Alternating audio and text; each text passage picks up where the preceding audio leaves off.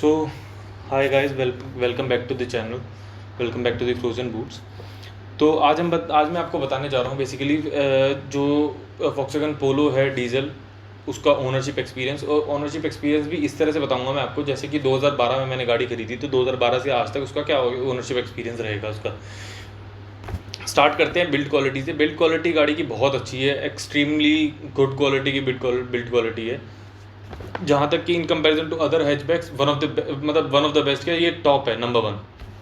और उसके बाद आता है इंटीरियर क्वालिटी। इंटीरियर क्वालिटी गाड़ी की बहुत अच्छी आती है, इंटीरियर बहुत अच्छा आता है गाड़ी का।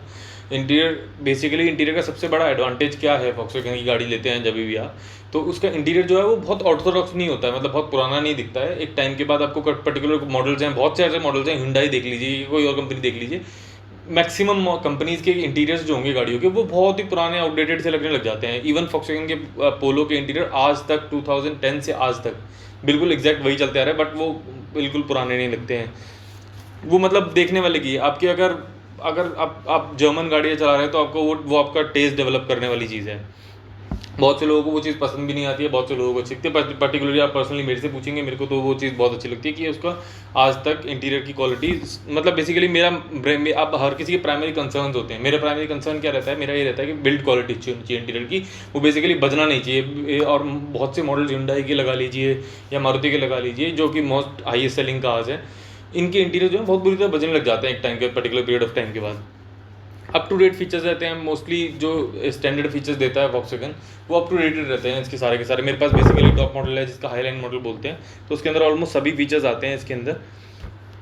उसके बाद एरोडायनेमिक्स जो है वो गाड़ी की वो बहुत अच्छी हैं, मतलब बॉडी रोल वगैरह कुछ नहीं मिलेगा आपको। गाड़ी की बॉडी बहुत बिल्कुल अलाइंड है, बिल्कुल सब कुछ एकदम परफेक्ट तरीके से कंपनी ने बनाया हुआ है उस चीज़ को।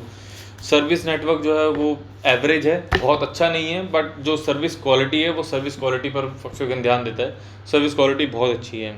डीलरशिप्स को मतलब एम्प्लॉयज़ जो है उनके नॉलेजेबल हैं, ऐसे नहीं कि मतलब बिल्कुल कुछ पता ही नहीं है कि गाड़ी के अंदर क्या प्रॉब्लम आ गई और उसके बाद वो बता ही नहीं पा रहे हैं कि क्या इशू आ रहा है, तो वो है नॉलेजेबल। अभी मेरी गाड़ी जो है वो 1,20,000 किलोमीटर चल चुकी है। ये सारी मैं अभी एडवांटेजेस आपको गिना रहा हूँ। देन उसके बाद आती है गाड़ी की पेंट क्वालिटी। पेंट क्वालिटी गाड़ी की बहुत अच्छी है। बॉडी अगर गाड़ी की देखी जाए तो बॉडी जो है वो गैल्वनाइज बॉडी है, और गैल्वनाइज बॉडी के अंदर आपको सबसे बड़ा एडवांटेज मिलता है कि गाड़ी पर जंग नहीं लगता है आपको easily.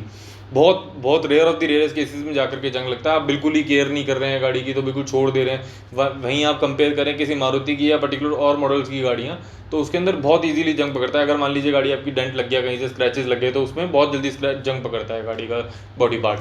But in comparison to other companies, ये वॉक्सवैगन के अंदर वो जंग नहीं पकड़ता है। जितना मैंने नोटिस किया आज तक, कभी भी गाड़ी पर डेंट लगा है, मैंने उसको 15-20 दिन, महीना 2 महीना छोड़ा है, तो उस पर वो कभी भी रस्टिंग का इशू नहीं आया है कभी भी।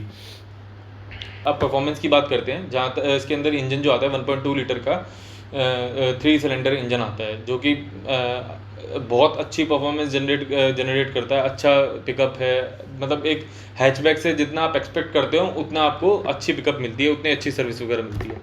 अब हम कॉन्स की बात करते हैं। सबसे पहला कॉन्स तो आपको भी पता होगा, ठीक है। हाँ, सबसे बड़ी डिसएडवांटेज जो है गाड़ी के अंदर वो ये रहेगी आपको कि इसकी मेंटेनेंस कॉस्ट बहुत ज़्यादा है, एक्सट्रीमली हाई है। मतलब इन कंपेरिजन टू आप देखेंगे तो 70-80% कॉस्ट ज़्यादा है इसके, सभी चीज़ों की, पार्ट्स की या सर्विस की, या इसके जो रेगुलर मेंटेनेंस की कॉस्ट पूछेंगे तो वो 70-80% ज़्यादा है नॉर्मली आप इंडियन कार्स के अकॉर्डिंगली।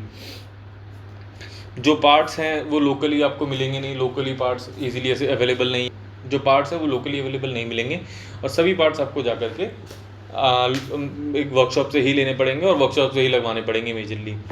ईजिली अवेलेबल नहीं है, बेसिकली मिल तो जाते हैं पार्ट्स, बट वो ईजिली अवेलेबल नहीं है, और सभी पार्ट्स नहीं मिलेंगे। बेसिक पार्ट्स है, जैसे कि आप मान के चलिए कि आपके बुशेस ख़राब हो गए, बुशेस मिल जाएंगे, माउंट्स मिल जाएंगे। देन उसके बाद आपके ब्रेक पैड्स मिल जाएंगे easily available, but almost same he rate रहता है। कोई बहुत ज़्यादा डिफरेंस नहीं है कि आप सोचिए कि ठीक है, नहीं मैं मेरे को वर्कशॉप से ब्रेक पैड्स जो हैं वो 2,000 रुपये में, 3,000 रुपये में मिल रहे हैं, और देन आप सोचते हैं आफ्टर मार्केट आपको 1,000 रुपये मिल जाएंगे, वो पॉसिबल नहीं होगा। तो अब अगर आप यूज्ड गाड़ी प्लान कर रहे हैं इसकी ये सोच करके, तो एक चीज़ ये दिमाग में रखिएगा कि आपको मेंटेनेंस बहुत ज़्यादा उठानी पड़ेगी। सर्विस कॉस्ट जो रहती है पोलो की, वो पोलो TDI की जो रहती है वो अप्रॉक्सीमेटली 12,900 12,800 ये आती है। जब हमने परचेज़ की थी गाड़ी उस टाइम पे 8,500 9,000 आती थी, जो कि विद इन टाइम पीरियड वो बढ़ कर कंपनी ने बड़ा करके वो 13,000 पहुँचा दी है आज की डेट में। Air filter, fuel filter, diesel filter और ये अपना एसी फिल्टर और उसका इंजन ऑयल, ये सब कुछ, और प्लस सर्विस कॉस्ट जो होती है कंपनी की वो 1600 रुपये लगती है। वो तो टोटल मिला करके आपका अप्रॉक्सीमेटली फिगर जो आ जाता है वो 13,000 रुपये आ जाता है, जो कि ये फिक्स चार्ज ही करते हैं। बट इसके अंदर एक एडवांटेज और है, 13,000 किलोमीटर के बाद आपको 15,000 तक रिस्क फ्री ड्राइविंग मिलती है। अगर आप वर्कशॉप से काम कराएंगे तो आपको रिस्क फ्री ड्राइविंग मिलेगी, आपको मज़ा आएगा, आप इन्जॉय कर पाओगे अपनी गाड़ी को। मैंने आज तक वर्कशॉप में ही काम कराए हैं सभी गाड़ियों के अपने, इसको भी मैं पर्टिकुलरली मेंटेन कर रहा हूँ वर्कशॉप से ही। मैं नेक्स्ट वीडियो में आपको दिखाऊंगा गाड़ी की कंडीशन वगैरह सब कुछ क्या है, कि कैसी इसकी परफॉर्मेंस वगैरह है, सब कुछ बहुत अच्छी कंडीशन में अभी भी गाड़ी। मेरा मतलब आज की डेट में अगर मैं बोलूँ 2021 में मैं गाड़ी चला रहा हूँ तो मुझे ऐसा कुछ नहीं रियलाइज़ होता कि मैं यूज़ का पुरानी गाड़ी चला रहा हूँ। अब मैं आज अगर पर्टिकुलरली 2021 में बोलता हूँ तो मेरे को आज बिल्कुल भी फील नहीं होता कि मैं पुरानी गाड़ी चला रहा हूँ, तो जो कि 7-8 साल पुरानी गाड़ी है। सबसे बड़ा डिसएडवांटेज इसका एक और है, जो कि इसकी रीसेल वैल्यू है। बहुत बेकार रीसेल वैल्यू है, मतलब इतनी जो आप कंपेयर करेंगे इनके कॉम्पिटिटर से, जहाँ की i20 आती है, बलिनो आती है, देन उसके बाद अल्ट्रोज आती है, या और भी मॉडल्स आते हैं जो बेसिकली स्विफ्ट हो गया, ये सब गाड़ियाँ इसी की रेंज की हैं। बट ये जो इनकी रीसेल वैल्यू है कंपैरेटिवली बहुत ज़्यादा है इसके वॉक्सवैगन पोलो के मुकाबले में। रीज़न एक सिर्फ वही रहता है, वो मेंटेनेंस कॉस्ट। वो मेंटेनेंस कॉस्ट अगर कंपनी ठीक कर ले तो आज की डेट में nothing like Volkswagen polo in India, nothing seriously. और सर्विस नेटवर्क जो है वो अगर इंडिया बेस आप पूछोगे तो सर्विस नेटवर्क जो है मेजर सिटीज़ के अंदर सर्विस बहुत अच्छी है, कोई प्रॉब्लम नहीं है। बट मैं एक बार हिमाचल में ब्रेकडाउन हुई थी गाड़ी, मेरे को छोटा सा एक पार्ट मंगाना पड़ा था वहाँ पर, बट वो पार्ट्स अवेलेबल नहीं होते, ईजिली अवेलेबल नहीं होते। अब वहाँ पे वो बोल देते हैं 7 दिन में पार्ट्स आएगा, तो 7 दिन में पार्ट आएगा, तो अब वहाँ पर उस पोजीशन पर आप आकर के फंस जाते हैं। देन उसके बाद मैं आपको एक एक्सपीरियंस, 2 एक्सपीरियंस और बताऊंगा। मेरे पास 2 गाड़ियाँ और भी हैं, उनके भी एक्सपीरियंस बताऊंगा कि कैसे कभी ब्रेकडाउन कोई दूसरी गाड़ी हुई है, मेरी कभी हुई है, ऐसा एक्सपीरियंस हुआ है। बट वहाँ पे मारुति की सर्विस का नेटवर्क है, मैं आपको बताऊंगा आगे आने वाले वीडियोज़ में आपको बताऊंगा। एक मेजर काम गाड़ी के अंदर हमेशा रहता है, ये फॉक्सवैगन इंडिया नहीं रिकॉग्नाइज कर रहा है। एक सबसे बड़ा प्रॉब्लम है गाड़ी के अंदर, जो कि शॉकर माउंट का है। मैं कॉन्स्टेंटली इसके 3 या 4 बार शॉकर माउंट बदलवा चुका हूँ, 3 या 4 बार अप्रॉक्सीमेटली होगा, एग्जैक्ट फिगर्स मुझे याद नहीं है। 3 या 4 बार शॉकर माउंट्स बदलवा चुका हूँ फ्रंट के, जो कि बार बार प्रॉब्लम आ रही है गाड़ी के अंदर। वो पता नहीं कंपनी रिकॉग्नाइज नहीं कर रही है या प्रॉब्लम क्या है। वो शॉकर माउंट्स बहुत जल्दी बैठ जाते हैं गाड़ी के, और बहुत कॉस्टली पार्ट है, बेसिकली 10,000 रुपये खर्चा आता है अगर शॉकर माउंट्स चेंज होते हैं तो। अब मैं आपको बता देता हूँ इसकी मेंटेनेंस कॉस्ट कितनी आई मेरे को सोफा, जब से मैं चला रहा हूँ उसको, तब से मेंटेनेंस कॉस्ट क्या आ रही है। इसका मेरा 2014 के अंदर 18,000 किलोमीटर के आसपास एसी कंप्रेसर ख़राब हुआ था, जो कि गाड़ी जब उस टाइम पे अंडर वारंटी थी, तो अंडर वारंटी होने के कारण जो इसका एसी कंप्रेसर पार्ट था वो सारा कंपनी ने फ्री ऑफ कॉस्ट चेंज किया था। बट इनिशियली अब गाड़ी 15,000-18,000 चली हो और एसी कंप्रेसर ख़राब हो जाए तो ये बहुत अनोइंग लगता है, आपके दिमाग ख़राब हो जाता है कि ठीक है पूरा एसी का यूनिट खुलेगा, देन उसके बाद करने से खुलेगा। 1 महीने के लिए अप्रॉक्सीमेटली गाड़ी वहीं पर वर्कशॉप में खड़ी रही थी, बिकॉज उन्होंने एसी का पूरा यूनिट चेंज किया था। अब एसी का पूरा यूनिट चेंज करने का मतलब आप समझिए कि क्या है, पूरा असेंबली ही निकाल ली उन्होंने और असेंबली ही चेंज करके नहीं लगाई। देन उसके बाद 2016 में 40,000 पे मैंने ब्रेक पैड चेंज कराए थे। 40,000 तक ब्रेक पैड बिल्कुल कुछ इशू नहीं कर रहे थे, बहुत अच्छे चल रहे थे ब्रेक पैड्स।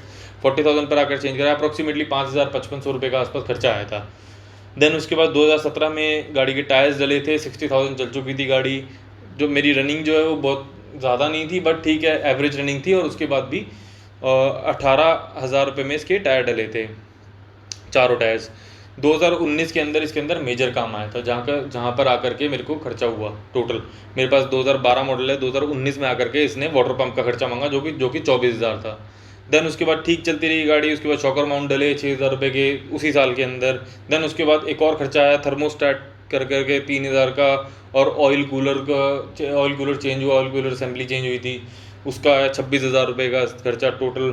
देन उसके बाद मतलब ये टोटल खर्चा इस दौरान सारे टोटल के अंदर मेरा ये खर्चा आया था। और उसके बाद सबसे मेजर काम आया था जो वो आया, उसके बाद दोबारा से मतलब सडनली 1 साल हुआ ही था। 2019 में मैंने इतना काम कराया ही था गाड़ी के अंदर, फिर 1,10,000 किलोमीटर चल चुकी थी गाड़ी 2020 के अंदर।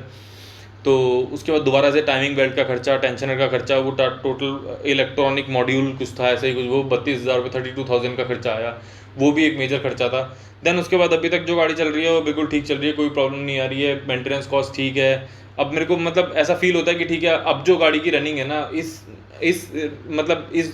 टेन्योर के अंदर, बेसिकली 2019 2020 2021 इस दौरान के अंदर जो गाड़ी की जो मेजर काम हुआ है, उसके बाद गाड़ी की जो कंडीशन हो गई ना, एक्चुअली में इंजन एकदम रिफाइंड लगता है दोबारा से, ऐसा लगता है कि ठीक है एक नई एनर्जी मिल गई है इंजन को। तो यहाँ तक का देखा जाए तो सारा सब कुछ गाड़ी की कंडीशन अभी तक बिल्कुल परफेक्ट है, कोई दिक्कत नहीं है। मेरे को तो यूज़ कर रहा हूँ, मेरे को कोई प्रॉब्लम नहीं आ रही। अभी हम लोग रिसेंटली नैनीताल भी होकर के आए, लेकर के गए थे गाड़ी को, कोई प्रॉब्लम नहीं है। अल्टीमेट फन था, इन्जॉय करा हम लोगों ने, बहुत मज़ा आया उस चीज़ के अंदर भी। तो आज की मैं एक बात और आपको बताना चाहता हूँ, आज की रीसेल वैल्यू गाड़ी जो है वो अप्रॉक्सीमेटली 2 लाख के आसपास बची हुई है। 2 लाख के आसपास रीसेल वैल्यू जो गाड़ी की बची है 2012 मॉडल, जो कि मैंने परचेज करी थी 7.75 लैक्स की। जब 7.75 लैक्स की खरीदने के बाद 2 लाख आज मार्केट वैल्यू बची हुई है गाड़ी की। ये इस रीज़न से एक और भी है कि मार्केट वैल्यू इसलिए भी कम आ रही है गाड़ी की, क्योंकि गवर्नमेंट ने जो नॉर्म्स बना दिए दिल्ली के अंदर कि ठीक है हाँ मतलब 10 साल से ज़्यादा पुरानी आप गाड़ी नहीं चला सकते हैं, वो भी उस नॉर्म्स की वजह से भी ये गाड़ी की वैल्यू कम आ रही है। ओवरऑल आप मेरे से ही पूछेंगे कि यूज्ड गाड़ी की कंडीशन वगैरह अगर सही हो तो क्या मैं यूज्ड गाड़ी खरीदनी चाहिए कि नहीं खरीदनी चाहिए वॉक्सवैगन पोलो।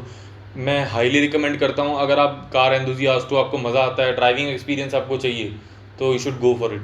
मतलब आपको सेकंड ऑप्शन नहीं होगा आपके लिए, बिकॉज सेकंड ऑप्शन में आपके पास जो गाड़ियाँ आती हैं वो सब बिल्ड क्वालिटी में इससे नीचे हैं, सब की सब परफॉर्मेंस में इससे नीचे हैं, सब के सब in comparison to any terms. आप एरोडायनेमिक्स देखोगे, गाड़ी के बॉडी रोल देखोगे, सब कुछ में ये पोलो इन सब से कम्पीट, मतलब दोनों के लेवल ऑफ कंपैरिजन ही नहीं है। देयर इज वो एक कंडीशन आती है ना कि ठीक है मतलब एक तो स्टैंड कर रहा है 2 नंबर पर और एक स्टैंड कर रहा है 200 नंबर पर, वो डिफरेंस है बेसिकली दोनों कंपनीज के अंदर, मेजरली हैचबैक्स के अंदर। तो हैचबैक में इसका कंपटीशन नहीं है, Volkswagen polo is the best in that. अब अगर हाँ हैचबैक में आप पोलो अगर खरीदने जा रहे हैं, आप एक बात माइंडसेट में आप चला के चलिएगा, लेके चलिएगा कि ठीक है आपकी मेंटेनेंस कॉस्ट बहुत हाई रहेगी, ये आप स्पेसिफिकली लेते हुए ध्यान दीजिए कि मेंटेनेंस कॉस्ट आपके कंपैरिजन में और भी गाड़ियाँ आती है। अगर आप इतने ज़्यादा ड्राइविंग एक्सपीरियंस नहीं लेना चाहते, आप सिर्फ एक कार रखना चाहते हैं कि ठीक है एक हैचबैक कार हो, तो आप बेलिनो ले सकते हैं। बेलिनो का मेंटेनेंस कॉस्ट बहुत कम है।